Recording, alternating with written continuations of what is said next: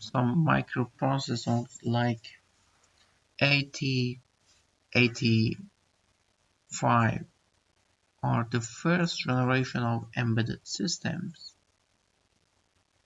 And for a second generation of embedded systems, we can name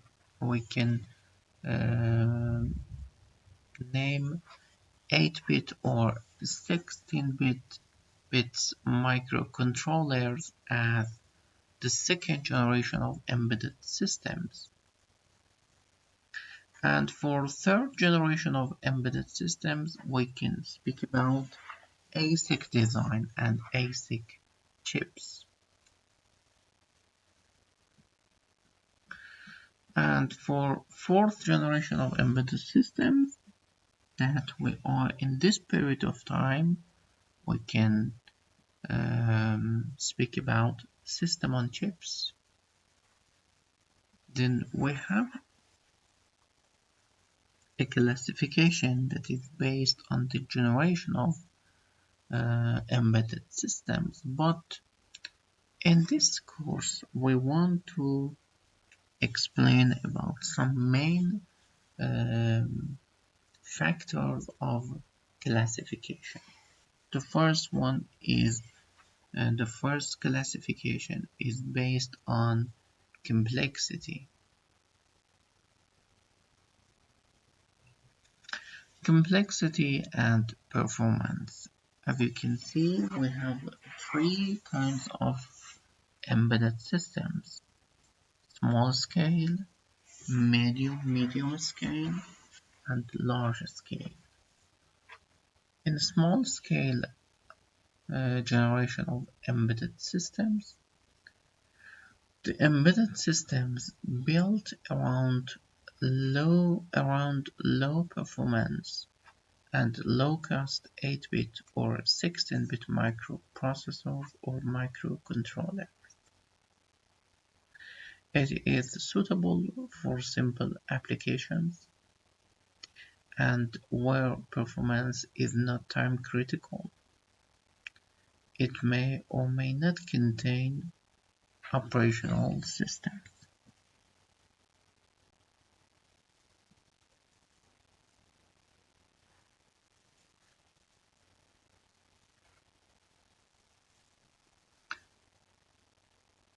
The second classification of embedded systems is about medium scale of embedded systems.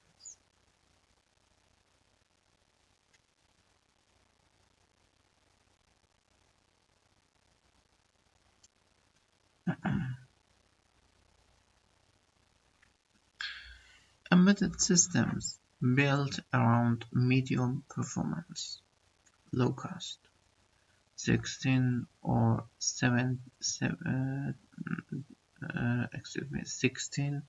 or 32-bit microprocessors or microcontrollers or DSP processors.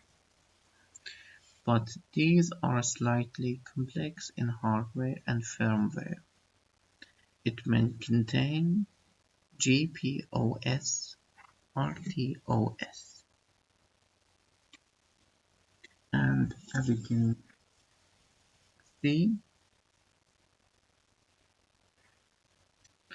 in this scale of embedded systems, we only speak about the different levels or scales of integration, and then work around this. The last classification that is based on complexity is large scale integration or complex scale integration. Then now, what about the operational systems and their usage in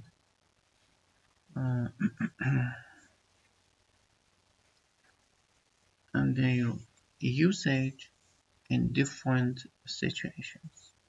The last one is large scale or large and complex circuits.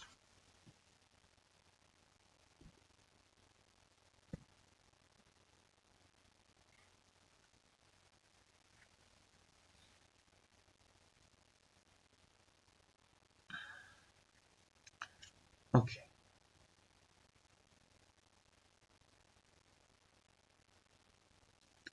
as you can see, we speak about small scale, medium scale, and now we want to speak about large scale uh, generational embedded systems or complex generational embedded systems. Okay, embedded systems built around high performance 32 or 64-bit RISC processor or controller, but RSOC or multi-core processor and PLD, it requires complex hardware and software. These systems may contain multiple processors or microcontrollers and co-units or co-hardware accelerators for offloading the processing requirements from the main processor. It contains RTOS for scheduling, prioritization, and management.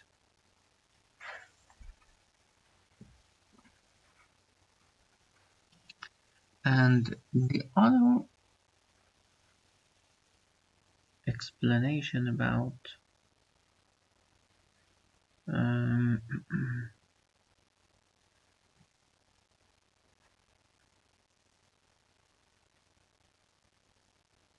okay, we have another kind of classification that is based on triggering, event-triggered circuits, and time-triggered circuits.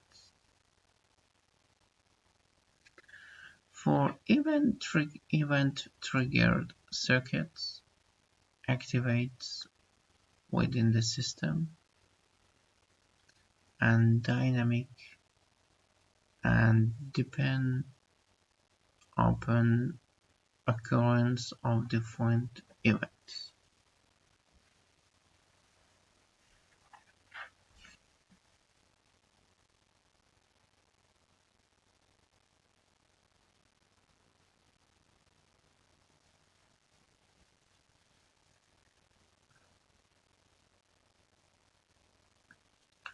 Okay. For classification of embedded systems that is based on triggering, we have two types, event-triggered and time-triggered, like this.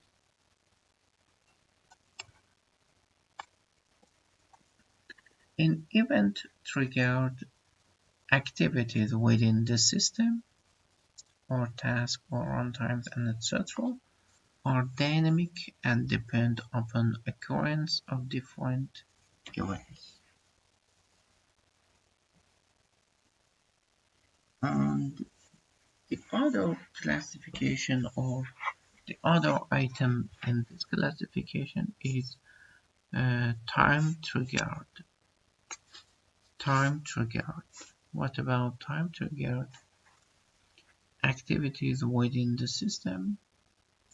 Follow a statically computed schedule